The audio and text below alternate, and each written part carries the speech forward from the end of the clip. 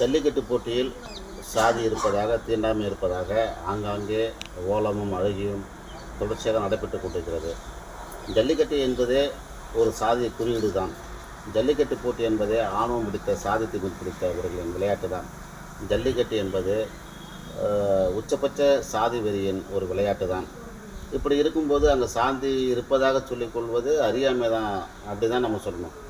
ஏன்னு கேட்டாக்க, ஜல்லிக்கட்டு போட்டுக்கு தடை வரும்போது தமிழகத்தில் உள்ள சென்னை மெரினா பீச்சில் லட்சக்கணக்கான மக்கள் குவிந்தார்கள் போராட்டத்தில்.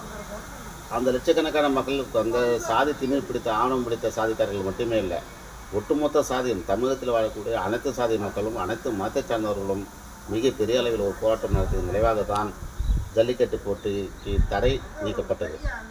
இதுதான் வரலாறு. இப்படி இருக்கும்போது ஒரு குறிப்பிட்ட சாதிக்காரர்கள் மட்டுமே இது எங்களுக்கு தான் சொந்தம், இது நீ வராதே, இந்த கோட்டை தாண்டி வராதே என்பது ஆணவத்திற்கு உச்சம் தானே. அப்படி தான் நம்ம எடுத்துக்கணும்.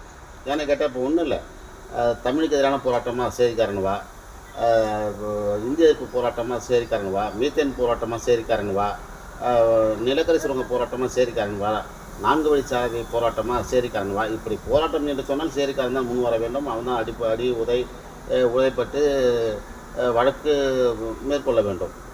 ஆனால் அதிகாரத்திற்கு வரும்போது மட்டும் அந்த சுகத்தை அனுபவிப்பது மட்டும் சாதி இந்துக்கள் தான். இதுதான் வழக்கமாக தமிழ்நாட்டில் காலங்காலமாக நடைபெற்று வருகிறது. இதுதான் வாடிக்கையாகவும் இருக்கிறது. இப்படி இருக்கும்போது இது பெரியார் மண், இது சமூக நீதி மண் என்று சொல்லிக்கொள்வது எவ்வளோ பெரிய வேடிக்கை, எவ்வளோ பெரிய பித்தலாட்டம் என்பது தான் புரிந்து கொள்ள வேண்டும். அடிப்படையாக அரசு அதிகாரத்தில் இருக்கக்கூடிய மந்திரி அங்கே அது தலைமையை நடத்துகிறாரு. அவர் இருக்கும்போது நடக்குதுன்னா அப்போ அவருடைய நாலேஜுக்கு வந்து தான் அது நடந்துட்டு இருக்குது. அவர் அதை சம்மதிக்கிறாரு. அவரே பல இடங்களில் பேசியிருக்காருல்ல, ஆண்ட பரம்பரைன்னு. அவர் மட்டும் இல்லை, மந்திரி சபையில் இருக்கக்கூடிய அத்தனை மந்திரிகளும் ஆணவமும் அகம்பாவமும் சாதி திமிழ் பிடித்தவர்கள் தான். இது திராவிட கட்சியில் வழக்கமாக உள்ளதான். திராவிட கட்சி என்று சொன்னாவே சாதி திமிழ் பிடித்தவர்களின் கூடாரம் தான் திராவிட கட்சிகள்னு சொல்லுவாங்க.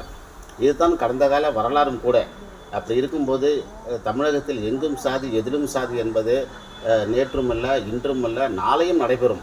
ஏனென்று கேட்டால் பட்டியலின மக்கள் எடுப்பார் கைப்பிள்ளையாக இருக்கும் வரை, பட்டியலின தலைவர்களே இன்றைக்கி அது இது சமூக நீதிமன் பெரியார் மண் என்று ஒரு பிரச்சார பேரணியாக செயல்பட்டிருக்கும் வரை இந்த ஆணவ போக்கும் சாதி திமிரும் தமிழகத்தில் தொடர்ந்து நடைபெறும். அது ஜல்லிக்கட்டு மட்டும் விதிவிலக்கா என்ன?